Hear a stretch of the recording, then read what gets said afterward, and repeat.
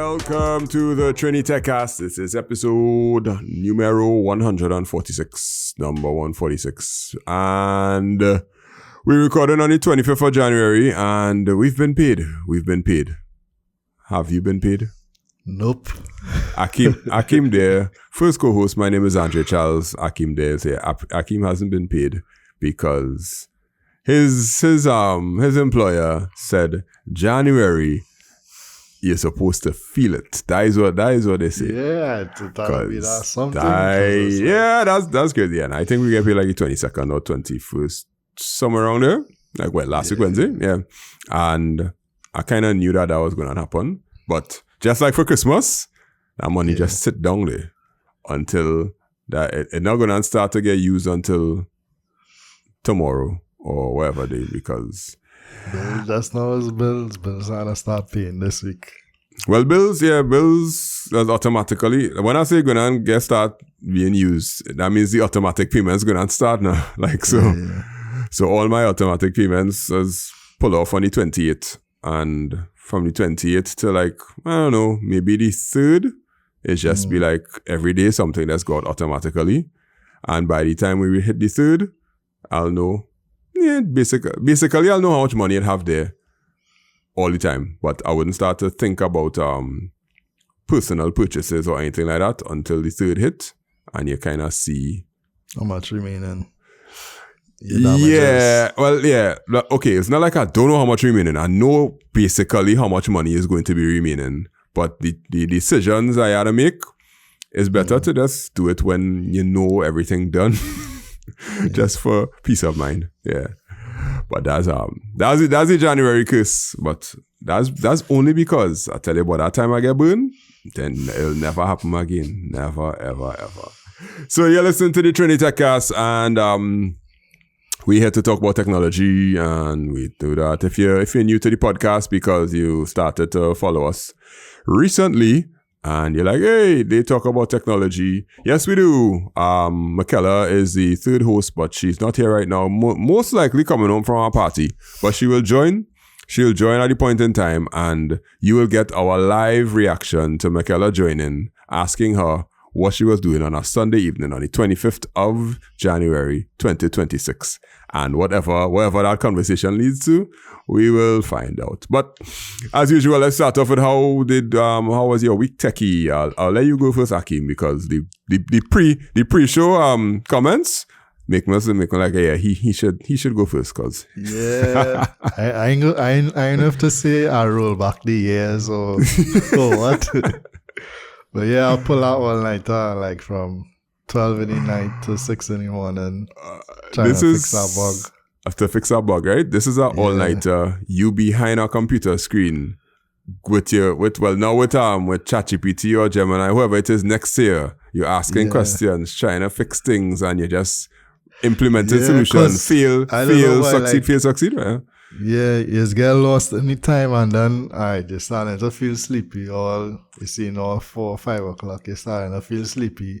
But that's be the time when you're getting closer to the solution. So it's be like for me, it's be like, now I can't go and sleep, and I just close because I'm in the zone, you know. You want to continue, you want to finish it. So it's be like, you're fighting sleep, you're trying to concentrate because you need to concentrate. If you ain't concentrate, you'll start doing syphilis. Right. When you're sleepy, and you know you're close, it's be like running on adrenaline kind of thing. Yeah, like that cooling adrenaline, yeah. I do not know if I am capable of doing that right now, you know. Like, I think I wired differently. Like, my wiring changed, where in my 20s, that was normal. If I say, 12 o'clock to 6 o'clock, and I just go and pump, and by the time 6 o'clock finish, I finish, do whatever I have to do. Yeah, maybe then, but now I don't know if I could. The thing is, I didn't set out to be like, okay, 12 to 6. In my mind, I was be like, all right, I'll start 12, by 2 o'clock, I'll go in my bed. Then 2 o'clock reach, be like, all right, I nearly finished. 3, 4, then 5, 6, pull the curtain and see the sun coming up. Make the sunrise, yes? Okay, well, but did you get the bug fixed? Yes, I get it fixed. Wait, by 6 o'clock it was fixed, or by 6 o'clock you knew exactly what the problem was, so you could just come back to it and fix it? Because that happened to me a few times. It was fixed, and I did some testing. I sleep for 2 hours, get up 8 o'clock, or somebody call my phone and wake me up. Yeah. It was on sleep, I'm not sure why. They call 3 times in a row? I don't know. Then I wake up and do some more testing in the test environment. I do a little testing in a semi-live environment. Switch it back off. Ooh, production testing, boy. And then I do a little video to show the before and after so people could see the whole process.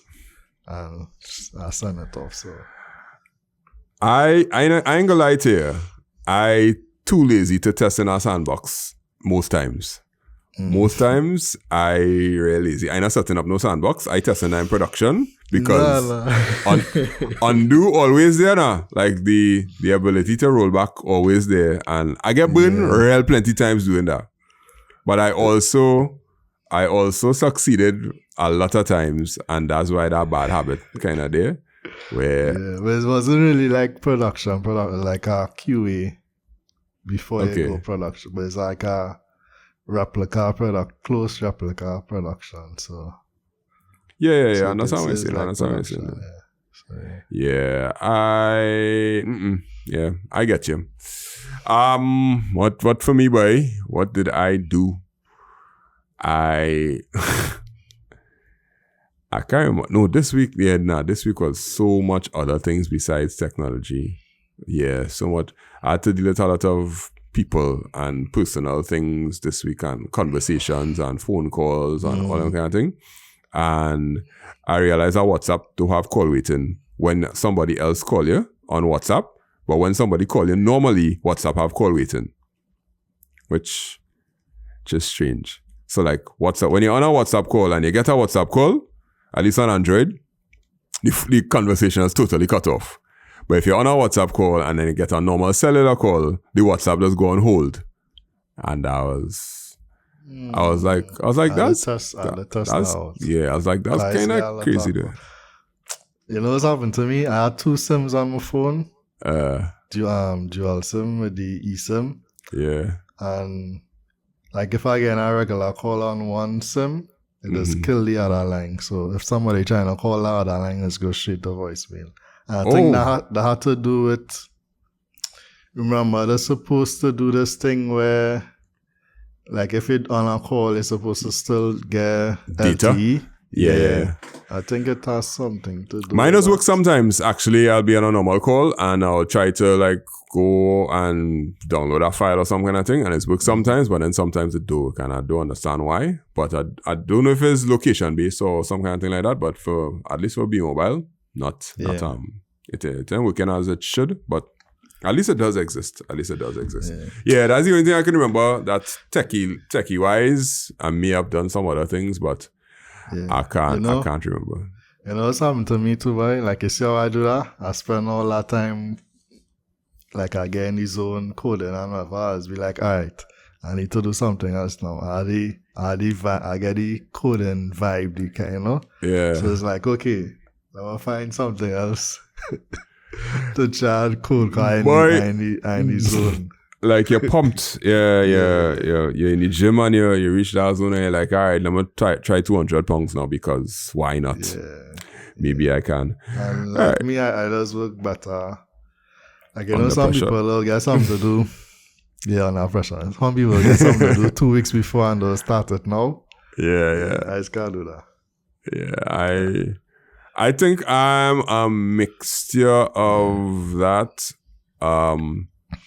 When it depends on somebody else, I will do it in advance, because it depends on them, and what I do may affect how they are able to do their work. Then I'll be like, okay, I have to do this in advance. But if it depends on me alone, nah. 2 days before, I know I could hammer that out, and that's a procrastinating kind of. But it's mostly tech people as me does do that kind of thing, because they just love the thrill of zoning in and working that technology.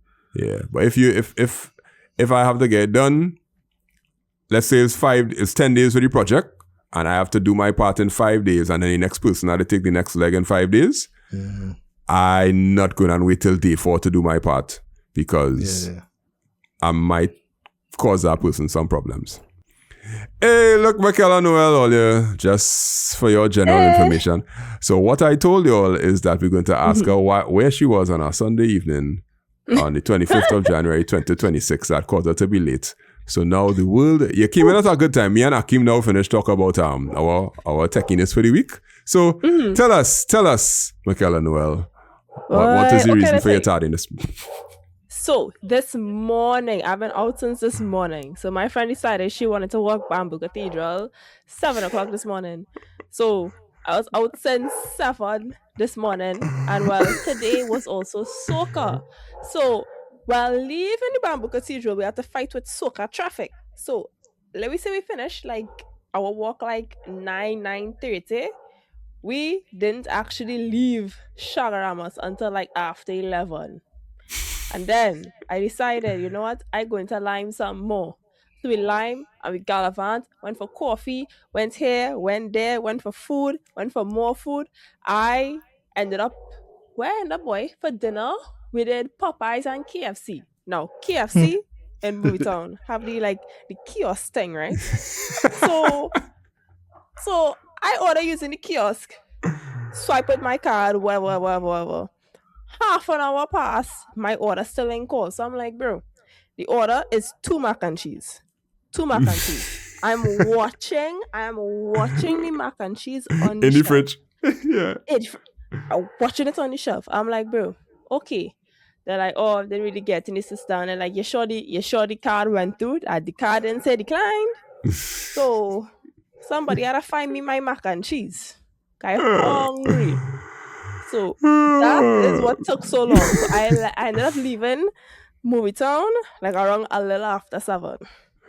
You did not disappoint. You have not disappointed. I seen it. I probably thinking, all right, it was a breakfast party, and the breakfast party turned into a lime, and then the lime ended up turning into going somewhere. So you kind of get close. Yeah. It's just a Bamboo Cathedral.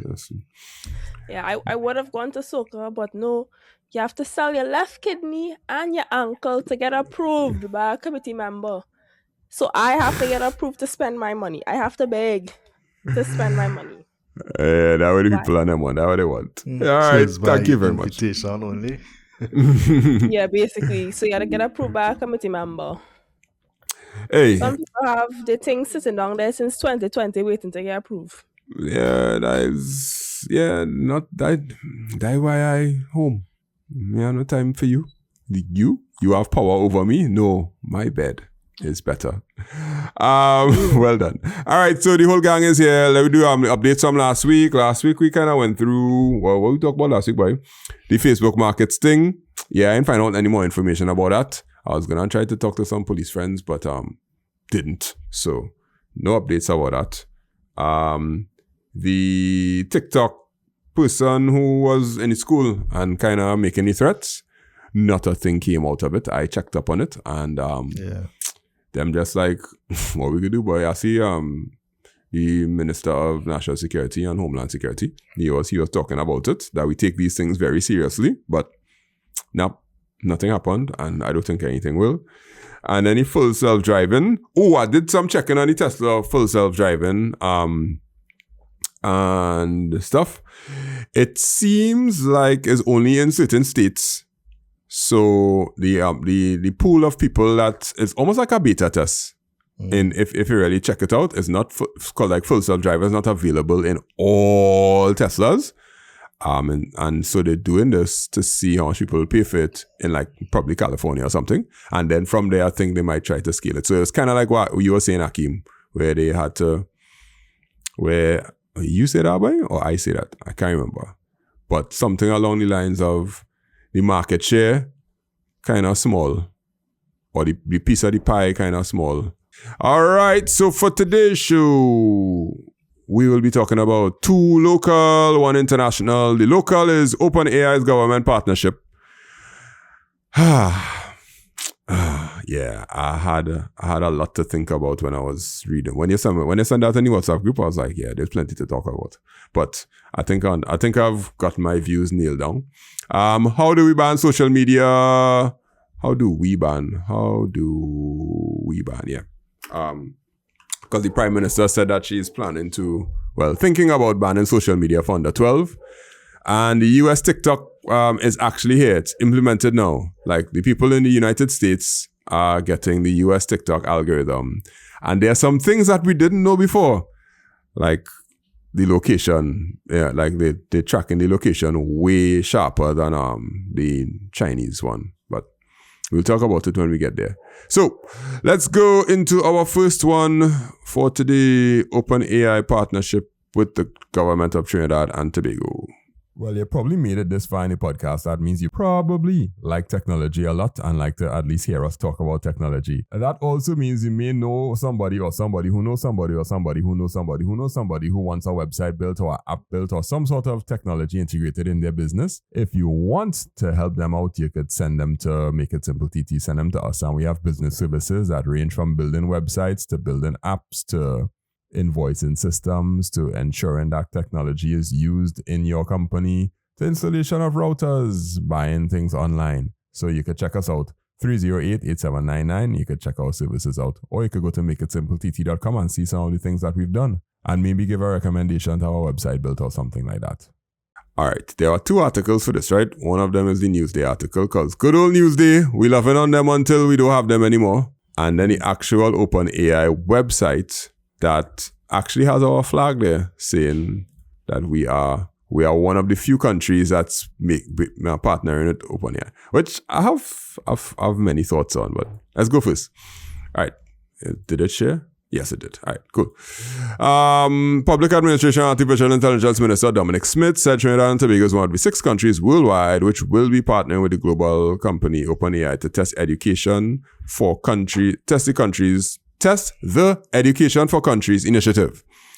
The Education for Countries initiative is designed to help nations build future-ready education systems by embedding artificial intelligence tools in schools, universities, and to personalize learning, reduce administrative burdens for educators, and importantly, from the public administration side, equip our workforce with the essential skills required for a world increasingly shaped by AI. All right, so that's one site, and then the other site is the OpenAI site, Education for Countries. And this is taking place in 8 countries so far. The 8 countries are Estonia, Greece, Jordan, Kazakhstan, Slovakia, Trinidad and Tobago, and the UAE, United Arab Emirates. And we just happen to be so blessed. Or are we? All right, when I saw this the first time, I ain't saying anything yet, I'm listening first. When I saw this the first time, what did you think, Mr. Akim there? I mean, I thought it was a good initiative, something that,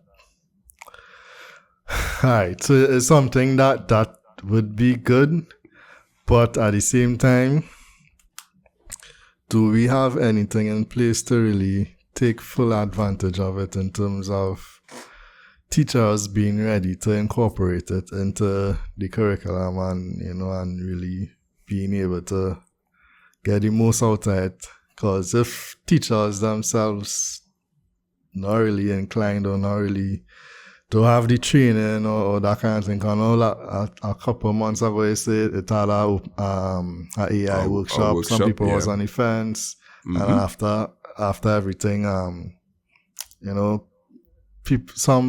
a lot of teachers didn't really get on board with it, so hopefully it's a all-encompassing thing that would bring everybody together to be on the same page, and hopefully they have some kind of framework or common goal that they would be working towards, and it's not just we get AI and we could use it now. All right, Michaela, what happened? What you thought?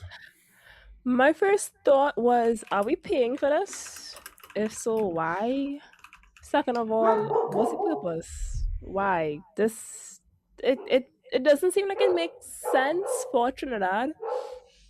3, I was like, it's probably something I'm doing just to say that, hey, look, the Ministry of AI is doing something. And first of all, why? Like, why? I Doesn't make sense. I immediately checked to see, well, on the website, it said it was done in Estonia already, right? So they started off in Estonia. And I tried to find all the articles that I could find that would show me what was being done in Estonia and all those different things. And in Estonia, they have this thing called the LEAP 2025 program, which rolled out to 20,000 students and 3,000 teachers in September 2025, with a long-term academic outcome still being studied. Early performance indicators suggest a positive trajectory. So it trained the teachers and, well, it gave the teachers access to something and it gave the students access to something. And the program is currently ongoing. I don't know how it's being implemented in the school, but they're using ChatGPT Edu, right? In my investigations, ChatGPT Edu is like a sub-program that campuses could use where you can pay for it. And there is a price for Plus, Pro, Business, Enterprise, and Higher Education, but there's also a free tier. And ChatGPT for Education is like put all your notes inside and create notes, create like a notebook LM kind of vibes, something along those ends. But the free one is, well, of course, $0. Then there's Go for $8 a month. Then there's Plus for $20 a month. And then there's Pro for $200 a month. What you asking, Michaela, is the question that I want to ask also, which is, are we paying for this, or is this a partnership where OpenAI is trying to launch tentacles in different parts of the world so that they could hold on to the AI market? Because Google ain't playing like softball. Google going at this hard, and Google is putting their AI in every single thing to the point where OpenAI fighting back. When Google release when OpenAI released Sora, Google released Veo, then Sora 2, then Veo 3, then this and then whatnot. So it's a big battle. And if I were OpenAI, I would have to try to get my market share out of the US market only and try to reach the rest of the world.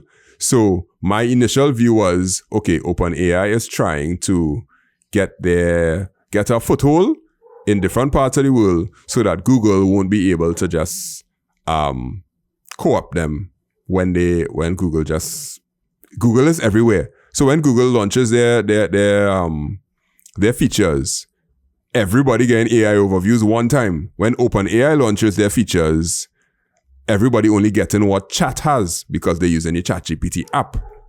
But all these other programs and all these different things, Google Classroom is everywhere. Google Workspace is everywhere. So everybody who had Google Workspace before all over the world, they just automatically get the AI with Gemini and everything one time. ChatGPT don't have that kind of legwork or infrastructure. So I think it was just a good business move on their part to try to partner with countries. So in conclusion, I think we're getting it for free.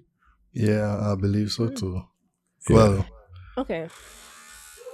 yeah, I believe it's a free thing right now from what I read online.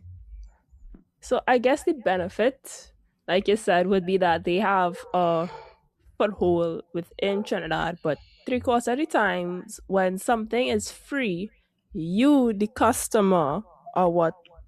You are the product. Fully correct, yeah. So, Clip that. Yeah. That means that our data is going to be at the mercy of OpenAI. And did you see that they're going to start looking at introducing ads in the free tier? Oh yes, I saw that. Yeah, that's yeah, I remember you sent that one too. Yeah, they'll have to introduce ads because, well, it's targeted data. It's literally the queries that you put inside will determine the ads that you're going to see, which is Google model from long time. Yeah, like, and they're burning through money too. So. And they're burning through too much cash. They ran through 7 billion. Okay, that number may not be correct, but it's something in the billions per year. And their runway is projected to last till 2027. That's a year. That's 2 years. if they don't start to make back those billions, then OpenAI will go the route of Yahoo or maybe whoever. So them stretching out and expanding to these different countries, I see it as a business move. I don't think Trinidad is in any way like super special that they would have chosen us. But I do think that if you want to get a Caribbean foothold, you have to tackle either Jamaica, Trinidad, or Guyana. And we are the one that, well, it was the... So, okay, not take the bait, Makela, but we are the one that complied because they went to the UAE the other day and they did all kind of talks and all that kind of stuff. And UAE is one of the places. So, in my humble logical opinion, while they were in the UAE, they were discussing that of how the UAE is doing it, and OpenAI was like, hey, that small Caribbean country, we can't get Jamaica because whatever, we can't get Guyana because I don't know, whatever, but let's try with them and see what's going on. Oh, she likes the US, so let's see if they'll agree.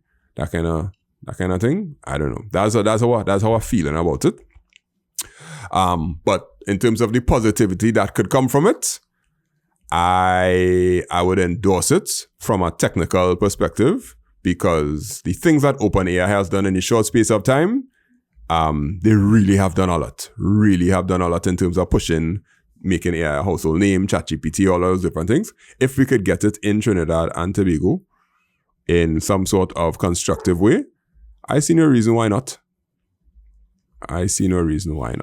Except for the data privacy part. Because my main concern is the data privacy part. Not to get political, especially since it's the same administration, but the whole Cambridge Analytica. No, that's not political, that's just facts. Yeah, that's facts. So I'm very, very worried. I feel like they're gonna say, yeah, don't worry, your data is fine and our data is not fine. And that's a problem. Yeah. I mean, you shouldn't put anything in ChatGPT that sensitive that you wouldn't probably use in a regular Akeem, dog, you're speaking from a position of privilege, bro. You're speaking from a position of privilege. You know and you understand, but if you roll this thing out to 20,000 students and 3,000 teachers and the whole government, people not going to sit down there and be like, oh yeah, I'm going to use this for more work. People going to start to be using that in their office. They're going to be sitting down, asking questions, doing all kind of things. They would even be trying to create different images. They will be trying, all kind of things will be going on because the experimentation vibe will be there with the novelty that comes from it, especially if the training is not done properly. If the training not done properly, then they're going to be like, well, you're left up to yourself. See how you can make this efficient for the company. And then all of a sudden you upload the payroll spreadsheet to see if you can make the payroll spreadsheet more efficient. Or help me create, we currently do this thing by paper. Help us to take it. Okay, take a picture of the old payroll for the past 10 years and put it up. Like, who managing that? Like, OpenAI, not exactly known for being very policy oriented. They're more like reactionary than proactive. Like, because it's an experimentation. Right? Yeah. October 2024, Sam Altman said, I think of ads as a last resort as a business model. Yeah, and here we are. Yep. Here we are. Same thing, like same example, like persons in like government offices say they're handling my sensitive data and they decide, I'm going to feed this into ChatGPT. It's just an example, and I'm going to make it better. I didn't consent to my data being used in that way. Yeah, that is true. So I don't have a choice. Yeah, and OpenAI, they are kind of rogue when it comes to guardrails because the country or the government or the institution has to put in the guardrails. We ain't putting in no guardrails. We happy like papi. We like, hey, OpenAI working with us. We on the same level of UAE and all these different things and whatnot. It's not nobody sitting down that will be in a meeting and be like, hey, Sam, or whoever it is the person, when you use Trinidad's data, you have to do this, or else we don't want this anymore. Sam will be like, well, all right, cool. I'll check them people down in Guyana. Because the kind of pomp and pageantry that come from the partnership, you could kind of see that we might be the submissive one and say, yeah, go ahead now. It's cool. Mm-hmm. We good. Yeah. I could see that and I could feel that. And without the guardrails, our data privacy and protection was already bad. So yeah, Akim get kicked out. Internet fighting people tonight, boy. Yeah. Yeah. Our data privacy and protection was already poor. So I get what you're saying. And I not the tinfoil hat data person, but when you roll this out in such a large scale and it being passed through the government, like it being passed through the actual government of your country, that's scary. If it does go that far south. But if it does go good and there's like training and whatnot, the education part, I could get behind the education part because there is potential there. But the administrative and the public administration part, I can't get behind that part because we starting at basically ground zero and trying to get to the 50th floor by doing this AI partnership. Like we should have been at least on floor 30 with maybe at least people doing spreadsheets. Or having structured data. We have any type of AI framework or regulations or guidelines in place? Nah, boy, nah. We don't even have the privacy framework. We don't even have the what's the bill that Shiva I'm not talking about all the time? ICT. Yeah, whatever the ICT governance policy, we don't even have that yet. Like, we barely know how to handle software piracy.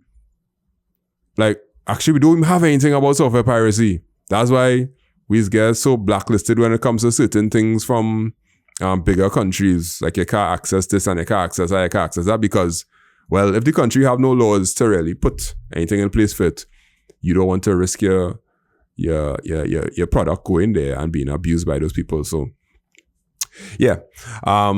So my final view will be the education part.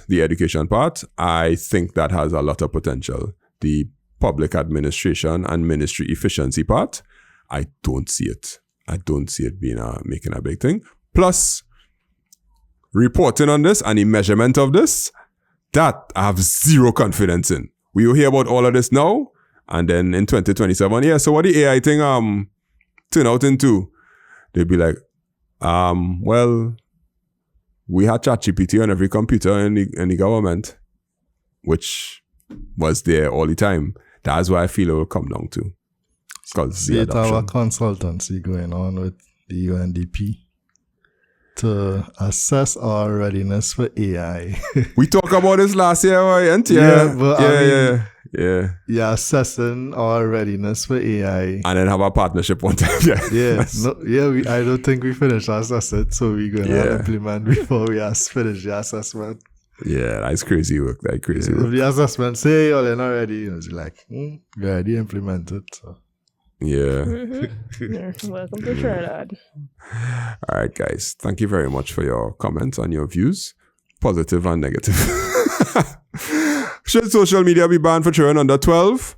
I want to argue it's not even possible. We'll come back.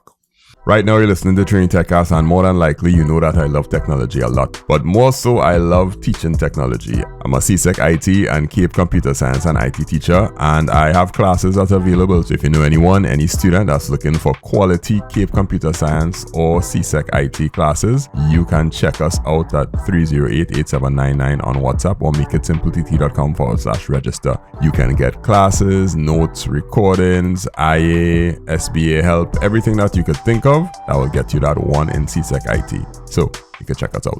According to our Commander-in-Chief, where is it? I don't think we have a Commander-in-Chief. We have a Prime Minister. I say nothing.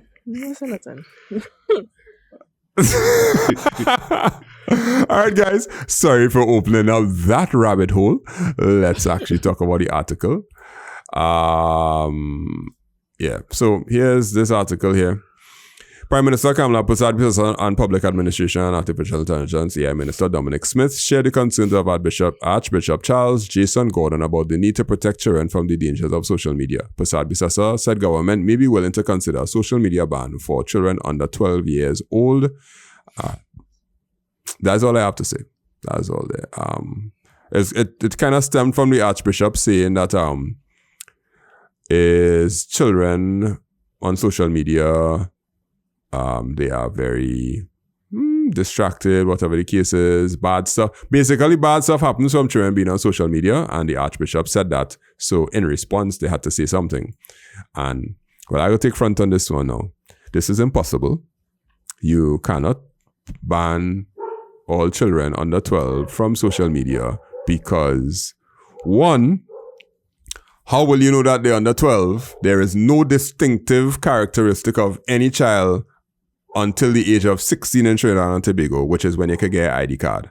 So there's no way that you could verify, validate, or even do background checks to determine if a social media account is under 12.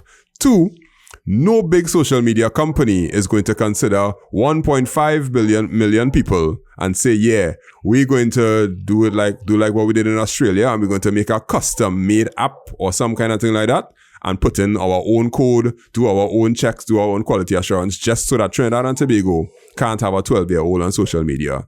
And three, is the parents' responsibility. Stop taking it away from the parents and throw it on them, because they need to understand that social media is something that you have to manage, just like how you manage your child walking the street, traveling, watching TV, all them kind of things. You have to manage that. People don't manage a child. Clip that. Yeah.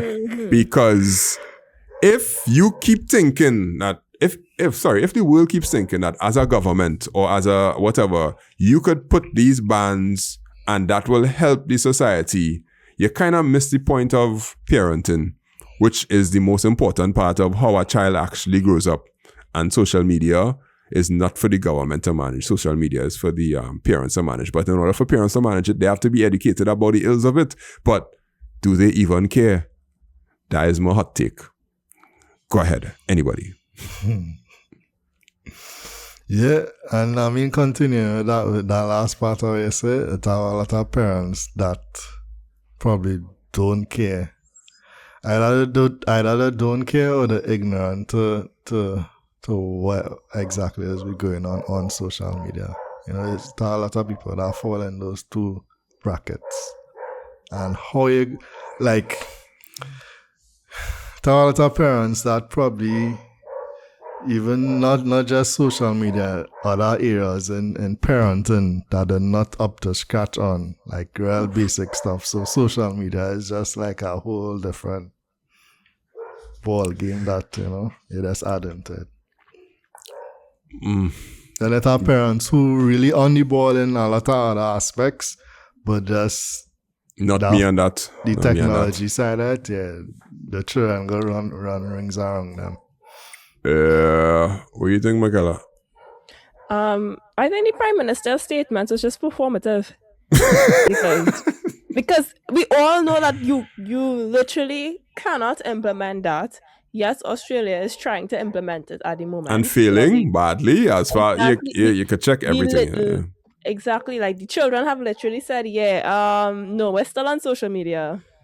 Yeah. So we're still here.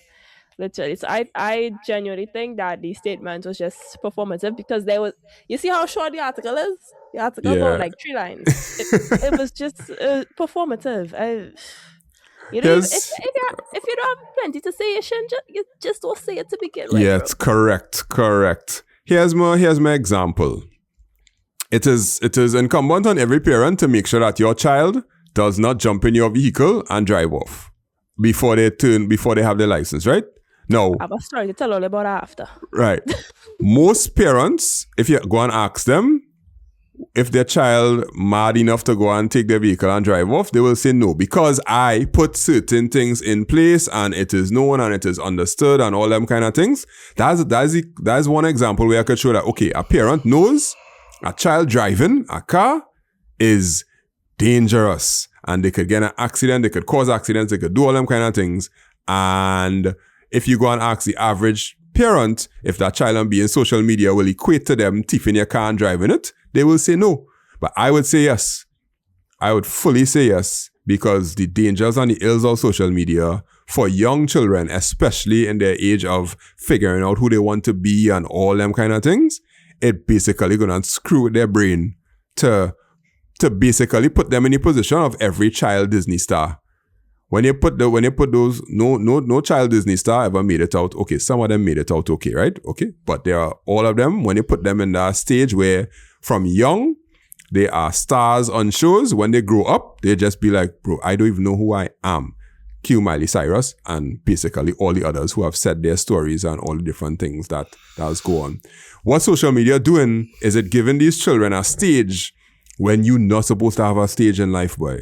Like, you should not have a stage when you're that young, because you don't know how to handle popularity, being known, and how far you will go to get more followers and more people to like look at you, or whatever the case is.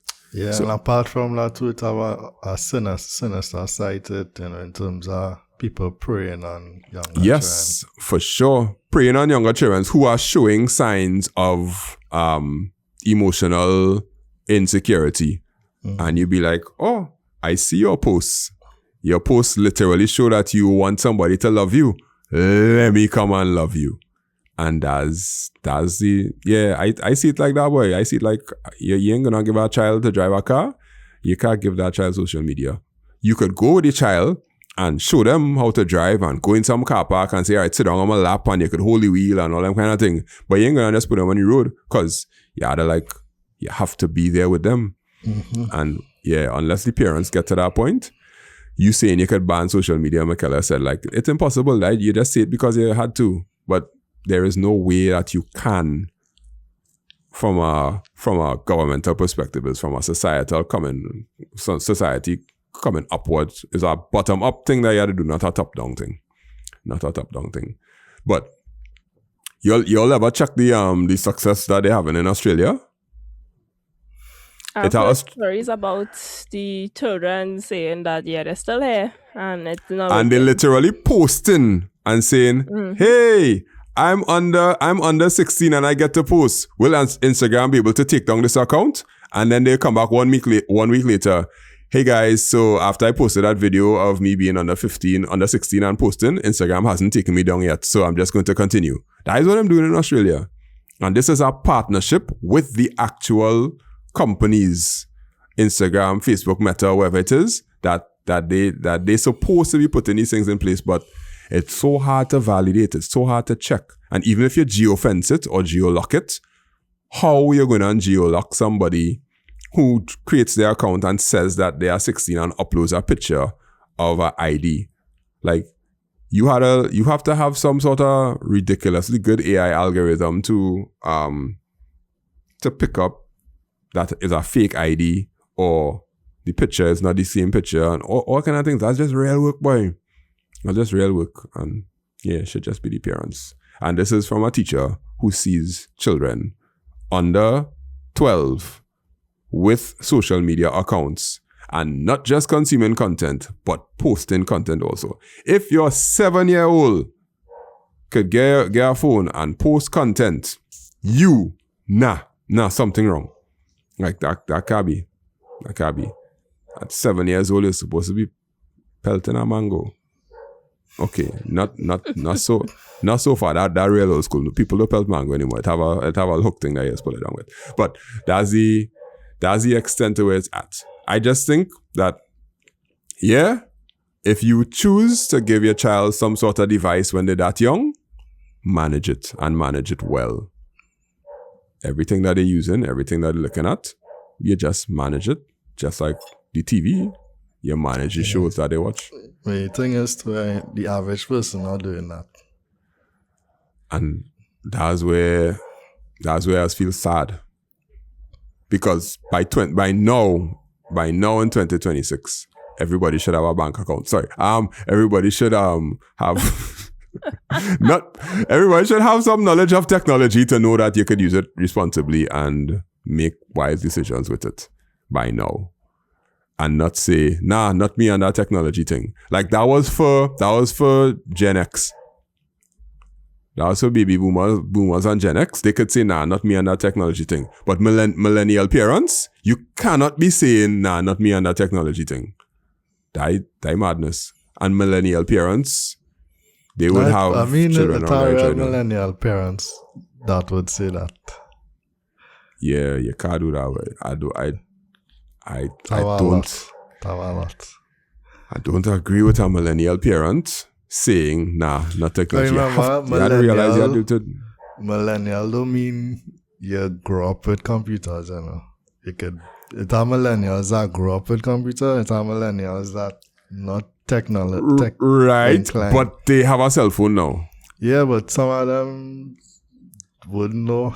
Honestly, some of them wouldn't know how to go about doing it. You'll have to show them how to do certain No, things. I'm not talking about implementing like monitoring apps and things. I'm talking about just knowing that this is addictive and it is clearly something that adults suffering with. So therefore, my child probably is suffering with it worse. Like it's really addictive and I need to do something about it. That is what I'm talking about. Just the knowledge of the danger that it could do to a human. You think millennials don't know that social media is addictive?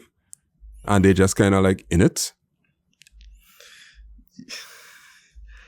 Okay. I watch a McKellar face and I'm like, maybe, I don't know. Yeah, because they're addicted to it too, so they can't really say anything. Tell me that. Tell me you addicted to going in the comments and arguing with somebody and you love it.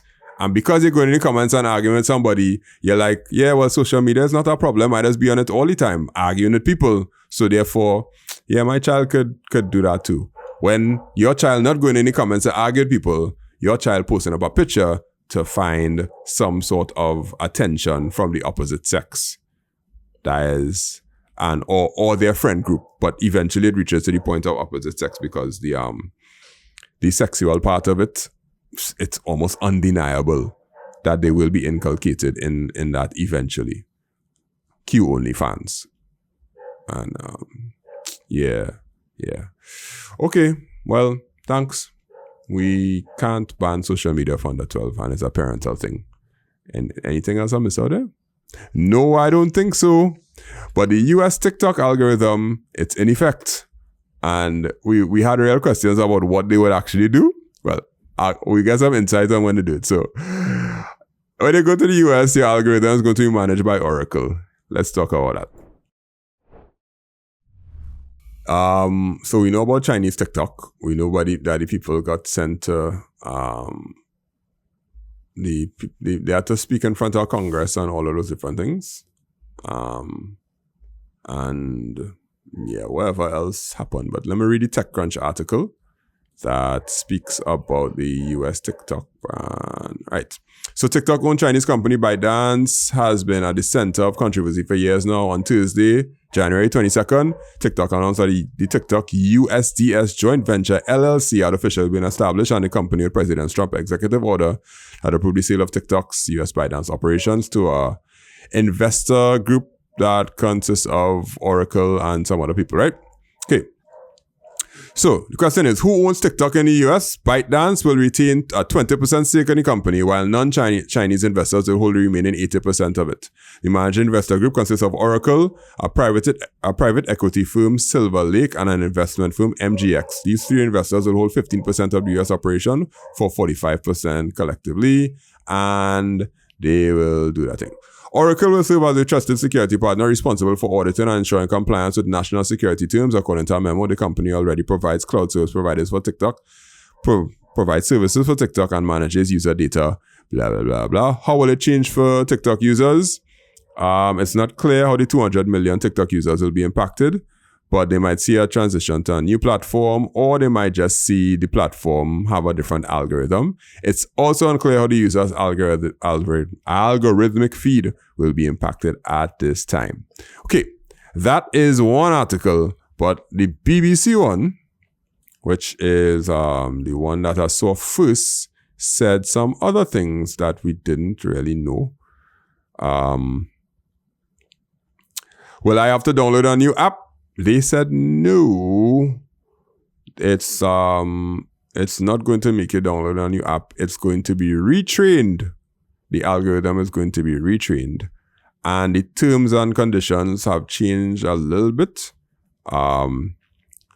Here's one of the terms and conditions. The US entity does not endorse any content on the platform, nor does it reflect its views. And by using the platform, including its generative AI-enabled features, you recognize and assume this risk. So will the algorithm change? I don't know. But here's my question. My question is the US going to use this to spy on its citizens? I'm not answering that. I'm not answering that. What type of that? What sort of question is that? I'll say it is possible. I'm not answering that question. It is highly possible.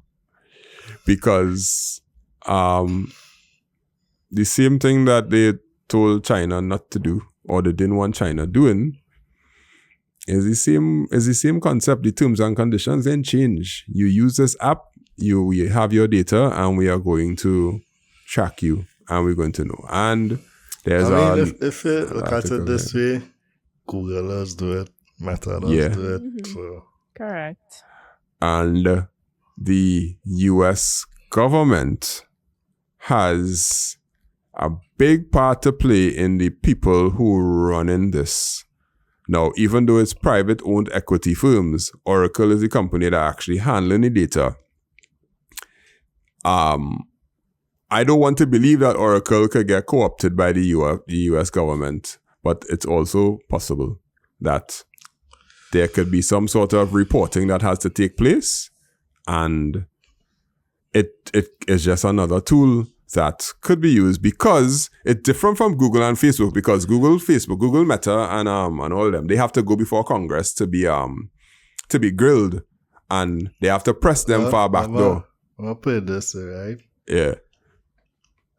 I think once it reaches a certain level, everything have a back door, right? I love the conspiracy and all, but I think once it reaches a certain level, everything have a back door, because you ever notice, like, say it have certain mass events like a shooting or this or that. Yeah. Within minutes, the person whole social has get scrubbed. Yeah. Yeah. And okay, the question I ask is the backdoor for TikTok in the US bigger than the other backdoors now because of the way that it was implemented? I say yes. It's this thing called, what do you call it? The Patriot Act. Yeah. Yeah. I know you're talking about. Yeah. Make it legal to spy on people. So. Yeah, but this backdoor bigger because you would have had to go to Google and basically strong arm them to get information before. But this one, I do think Oracle even need to get strong arm. Oracle just had to be told when to open the door, and the guy at the front of the door will just press the button and say, "Here, go inside," because of the way it came out, and that is concerning for the people of the US. For us, I think we'll still get the international TikTok because unless we're using a VPN, so we'll get to see everything. But the US might be in a TikTok bubble that was manufactured by their administration, which doesn't affect us here in Trinidad and Tobago. However, we do have some coziness towards the Star Spangled Banner as of late. I don't know, and data privacy and data protection, as Michaela will always remind us, it's serious and it's important. And if this precedent is kind of set,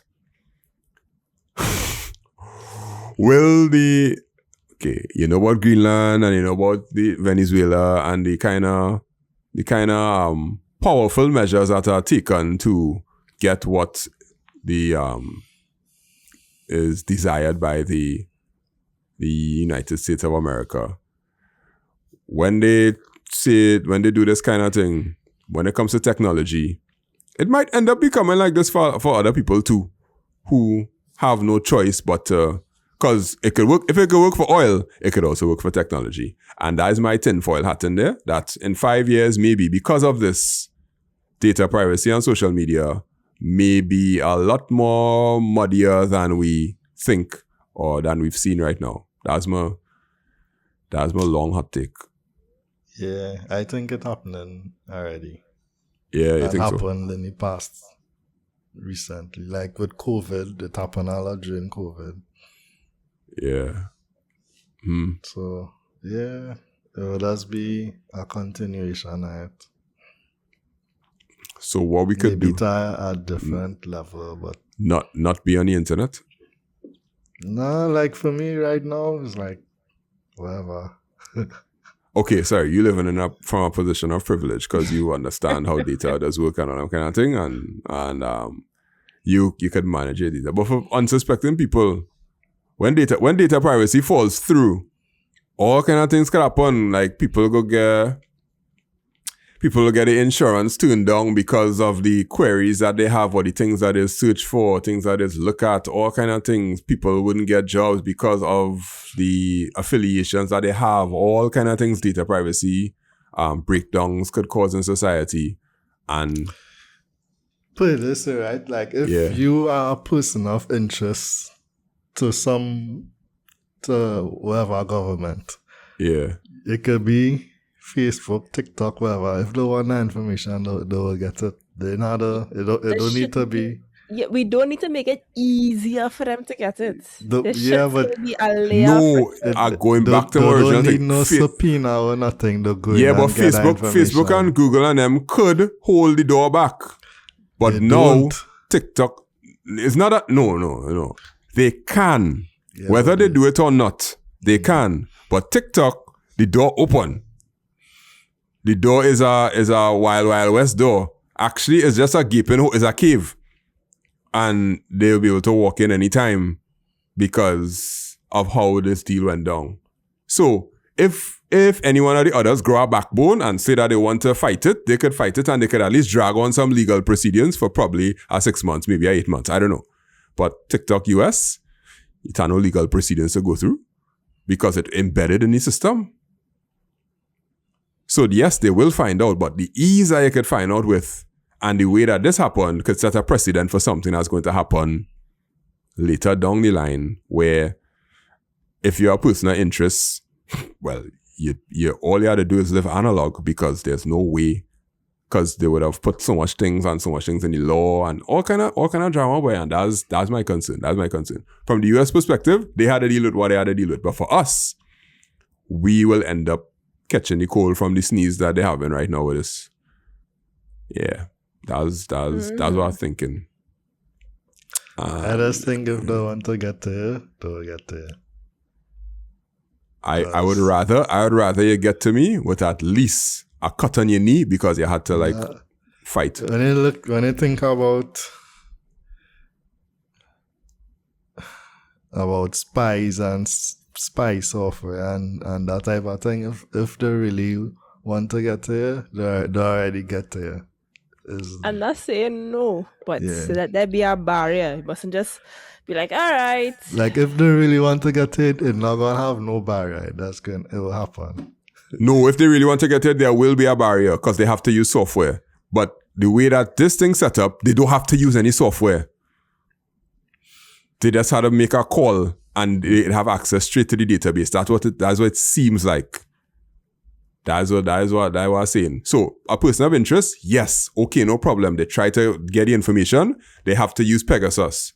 But we get into the point where Pegasus won't be necessary because you just had to run an SQL command and you pull up all the information because unfiltered access to databases is on the table. That's the scary part. Yeah. That's me, yeah. So I don't know what the TikTok users going to do in the US. Most likely they're just going to go on as normal and live their life. I don't know if the algorithm will change in any way to be whatever. There'll obviously be conspiracy theories about the change to more right wing versus left wing and all that kind of stuff. But that is not the bigger concern. The bigger concern is co-opting an algorithm and the data being managed by somebody that you have in your pocket. That's the part that I personally not too good with. I don't think it might be that it will change to right or left. I just think they might censor certain things. Definitely. Definitely. Okay. more censorship. Well, if they censor certain things, they can censor certain things on the right and therefore it will lean left. Like, it can censor certain things on the left and therefore it will lean So right. my thing with that is they need left and right to keep the people divided. So they're not going and censor one side and just keep left or keep right. They need the both of them to be going against each other, to be divided.